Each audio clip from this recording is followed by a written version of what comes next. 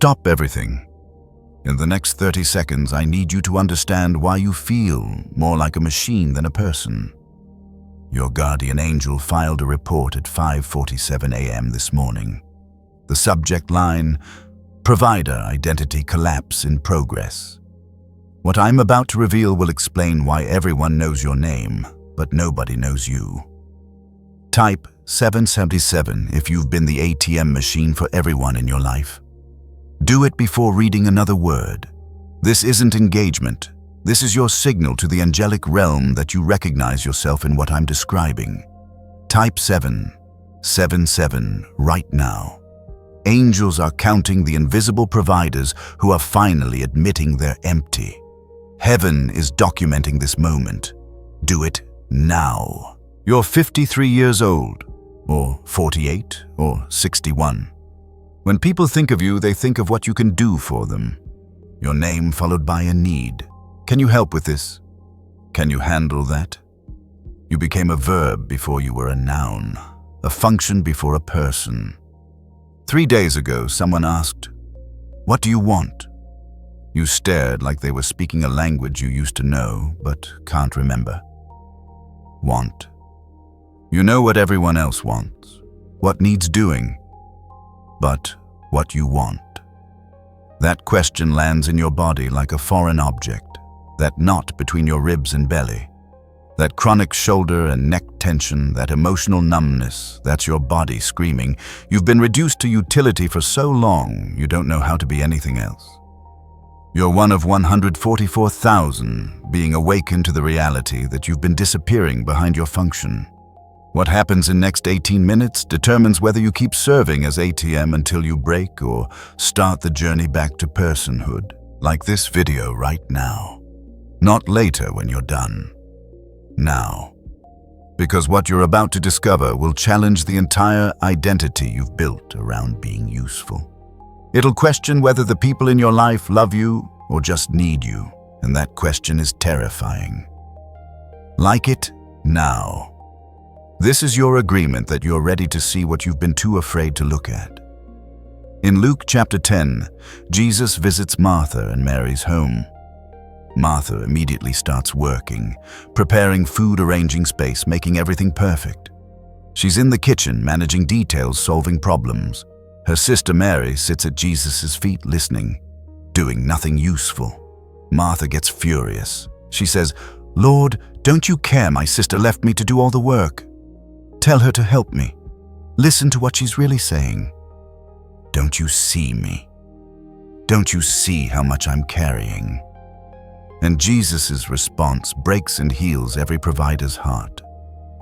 Martha, Martha, you are worried and upset about many things, but only one is needed. Mary has chosen what is better. The Greek word worried is merimnao, to be pulled in different directions, divided, scattered. Martha wasn't just busy, she was fragmented. And upset is thorubazomai, troubled, inwardly disturbed at core. This is the internal state of the chronic provider. Scattered, fragmented, troubled at the core. Nobody tells you this about being the provider. It starts noble. You have capacity. You can handle what breaks others. So you do. People are grateful. Being needed feels like being loved. So you do it more. Until one day you realize you can't remember the last time someone asked how you are and waited for a real answer. Can't remember the last time you said no without crushing guilt. Can't remember the last time you did something just because you wanted to. You became the solution to everyone's problems, and in the process became a problem to yourself. Someone who can't stop providing even when empty. Your body is trying to tell you this. That knot in your stomach, right in the center between your ribs and your belly, in the area where you feel your gut responses and your sense of who you are, that's not random tension. That's your identity being compressed. For years, maybe decades, you've been stuffing your own needs, your own desires, your own personhood into that area because there was no room for it anywhere else. Everyone else's needs took up all the space. So yours got smaller and smaller and smaller until they condensed into a knot of tension you carry everywhere you go. The chronic tension in your shoulders and the back of your neck. That's the literal weight of carrying everyone else's burdens on your body. Your shoulders weren't designed to hold that much, but you've been doing it so long, your muscles have shaped themselves around the weight. They don't know how to exist without something heavy pressing down. And the emotional numbness, that feeling like you should care, but you can't quite access the caring, like feelings happen far away, and you just watch them from a distance. That's your nervous system's last-ditch protection. When you give and give and give, without receiving, without refilling, without being seen as a person, not just a provider. Eventually, your system shuts down the feeling centers because feeling how empty you are would be unbearable. So you go numb instead. You function, but you don't feel. Comment. Stop. If you need permission to stop being the ATM machine for everyone, one word. Type it now. Because what I'm about to tell you about the 3 mistakes you're making will only land if you first give yourself permission to admit this is killing you. Your throat closes up when you think about saying no.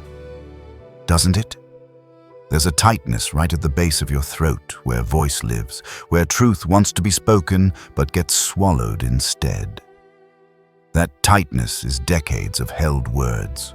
All the times you wanted to say, I can't, I'm tired. I need something too. Ask someone else, this isn't fair, I matter too. But you swallowed those words because being needed felt safer than risking people discovering you have needs of your own. The Bible understood this. Proverbs 18:21 says death and life are in the power of the tongue. The words you speak and the words you swallow both have power. The words you've been swallowing are killing you slowly, not dramatically, not with a crisis that forces intervention, but slowly, steadily, like a leak that drains you one drop at a time until one day you realize you've been empty for years and just kept functioning on fumes. Type stop. Give your throat permission to speak one true word publicly. That's the beginning of your voice, remembering it exists. Here are the 3 mistakes keeping you trapped in ATM machine mode. And if you don't correct these, you'll spend the next decade giving until there's nothing left, and then wondering why you feel more resentful than grateful for the life you built. Mistake 1. You think being needed is the same as being loved. Deep in your core, you've confused utility with value. You believe that if you stop being useful, people will stop wanting you around, and that belief is based on a real pattern you've observed. People show up when they need something. They call when they have a problem. They reach out when they want help. So you concluded my value equals my usefulness. If I'm not useful, I have no value. This is a lie that feels like truth because it's based on partial evidence. Yes, people come to you when they need something, but you've never given them a chance to come to you for any other reason. You've never been unavailable enough for long enough to find out what happens when they can't extract utility from you. Here's what the universe operates on. Energy flows in cycles, not one direction. In healthy systems, giving and receiving balance. Rivers flow downhill, but rain returns water to mountain. Lungs exhale, but they also inhale. You can't only give. Nature doesn't work that way. Relationships don't work that way. When you've been only giving for years, you've violated a fundamental universal law, and your body is showing the consequences. The knot in your stomach is your system's rebellion against a pattern that can't be sustained. You think you're being selfless. You think you're being loving. But actually, you're being a dam in a river, stopping the natural flow and wondering why everything behind the dam is stagnant and everything in front is dry. The people in your life need to learn to give to you, not just take from you, but you've trained them that you don't need anything. You've trained them that you're fine. You've trained them that your job is to meet their needs and their job is to have needs. That's not love. That's a transaction. And somewhere deep inside you know it. That's why the numbness. That's why the emptiness. You can't feel loved because you're not being loved, you're being used. And I don't mean they're bad people. I mean you've set up a system where using you is the only option you've given them. Mistake 2. You've made other people's approval your oxygen. The reason you can't stop even when it's killing you is because imagining disappointing someone makes your chest tight, breath shallow, whole system alarmed. You've tied your nervous system's safety to their satisfaction. When they're happy, you can breathe. When they might be disappointed, you panic. This isn't just psychology. Your nervous system registers their disapproval as threat to survival. So saying no feels like dying. The tightness in your chest center isn't a heart problem doctors find. It's your heart compressed by needing to keep everyone happy to feel safe yourself. Here's cosmic truth. Their disappointment won't kill you. I know it feels like it will. But that feeling is lying. You're not that powerless anymore. They can be disappointed and you survive. They can figure something out and the world won't end. Your nervous system needs retraining. One small no at a time, feeling chest tighten and breathing through anyway, discovering you're still alive on the other side. Share this video with 3 people right now. One person who's also an ATM machine and needs to know they're not alone. One person who takes from you constantly and might need to see what it's costing you. One person who loves you enough to help you stop. Share it before you keep reading. When you share this, you're not just spreading a message. You're breaking the isolation that makes providers think they're the only one drowning. This is how collective awakening works. One invisible provider makes themselves visible and suddenly others can say, "Me too." 3 people. Share now. Mistake 3. You think rest has to be earned through exhaustion. You don't rest when tired. You rest when work is done. But work is never done. There's always another problem person who could use help. So you keep going until your body forces stop through illness or collapse.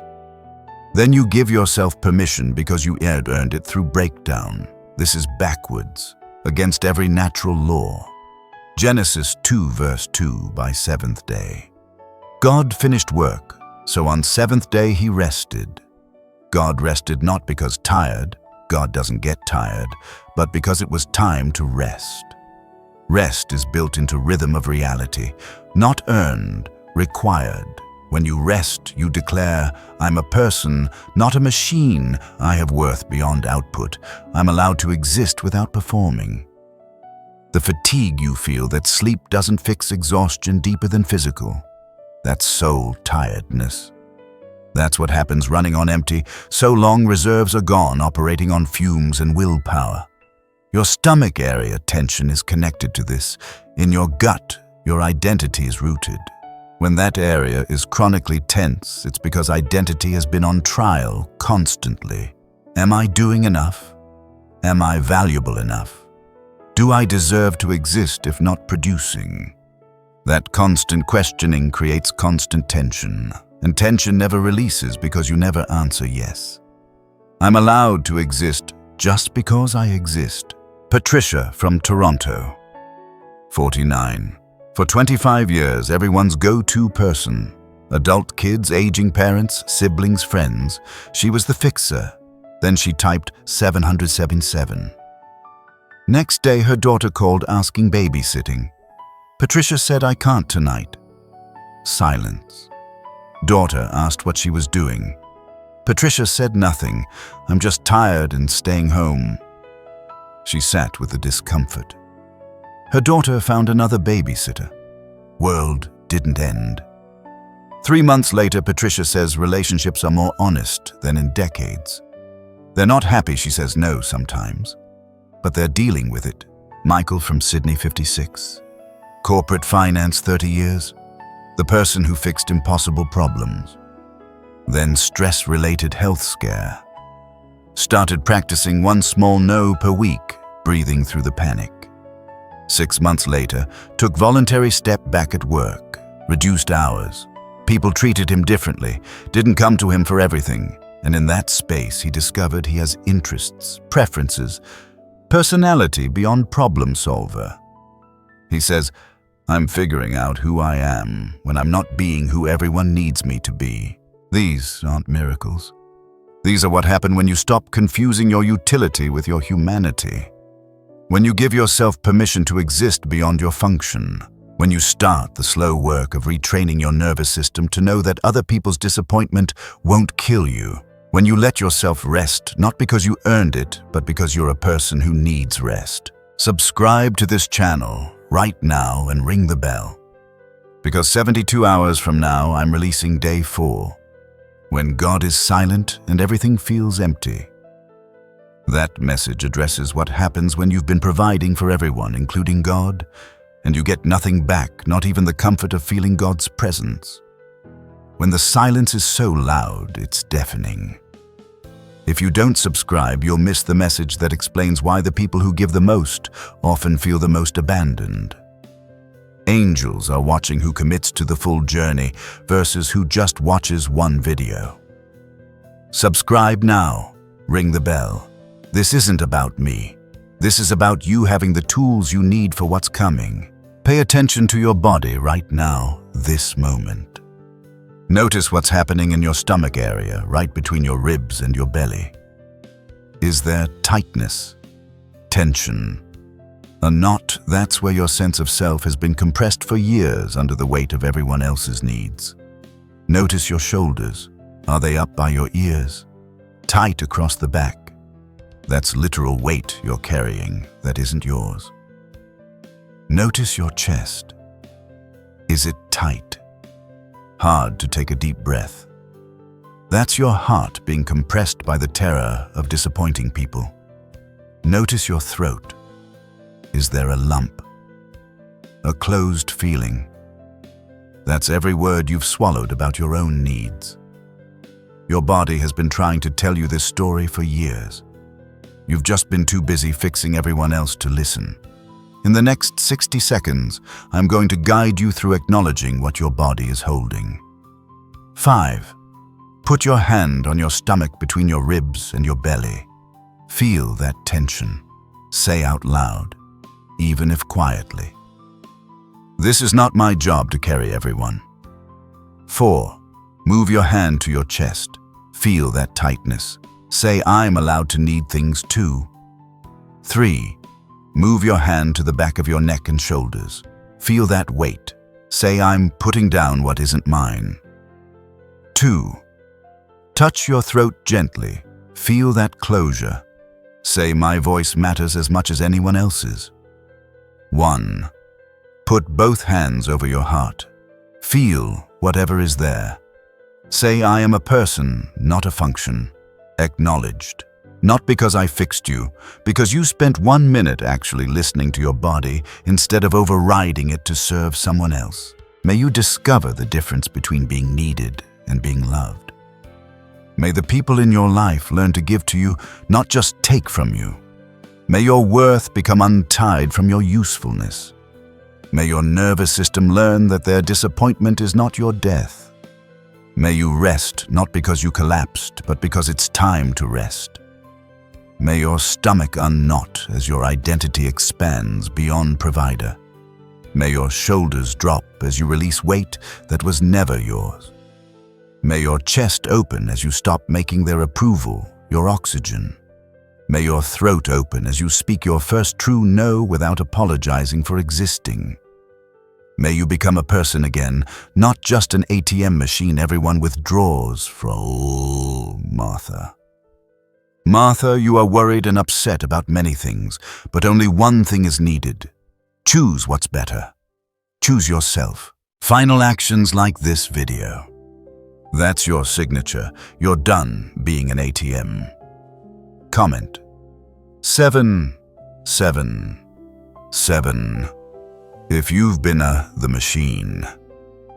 Everyone withdraws from, that's your declaration. Heaven is recording. Share with 3 people, 1 who's drowning, 1 who's taking, 1 who loves you enough to help you stop. That's your witness circle. Subscribe and ring bell. That's your commitment to the journey beyond this one moment. Do it now, not later, not when you're done serving everyone else. Now. Because in 72 hours, when day 4 drops about divine silence and abandonment, you'll need to be subscribed to understand why the providers feel most abandoned by God. This is level 1 of a 5-level journey.